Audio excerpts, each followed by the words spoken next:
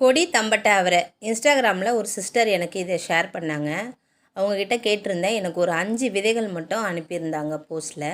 அதில் ஒரு 3 விதைகள் நான் நடவு பண்ணியிருந்தேன். 3ல் பார்த்திங்கன்னா இப்போ தான் ஒன்றே ஒன்று முளைச்சி வந்திருக்கு.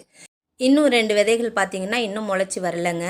எந்த கப்பில் நடவு பண்ணனோ அது அப்படியே தான் இருக்குது. வெயிட் பண்ணி பார்க்கலாம் அது முளைச்சி வருதான்னு.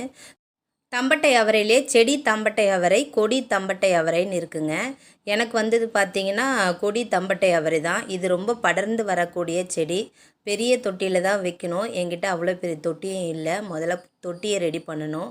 நல்ல ஒரு மண் கலவையும் இதுக்கு ரெடி பண்ணணும். அதுக்கப்புறம் தான் இந்த செடியை நான் மாற்றி அந்த பெரிய தொட்டியில் நடவு பண்ணணும். போன வாட்டி வச்ச கொடி காய்கறிகளில் எனக்கு சரியாக அறுவடை இல்லைங்க. இந்த வாட்டியாவது எப்படி இருக்குன்னு தெரில. ஆடிப்பட்டத்துக்கு நான் இப்போ தான் என் மாடி தோட்டத்தை தயாராக்கிறேன். மண் கலவையெல்லாம் தயார் பண்ணி ரெடியாக வச்சுருக்கேங்க. லாங் வீடியோவாக போடுறேன். கண்டிப்பாக பாருங்கள். இயற்கையை நேசிப்போம். நன்றி.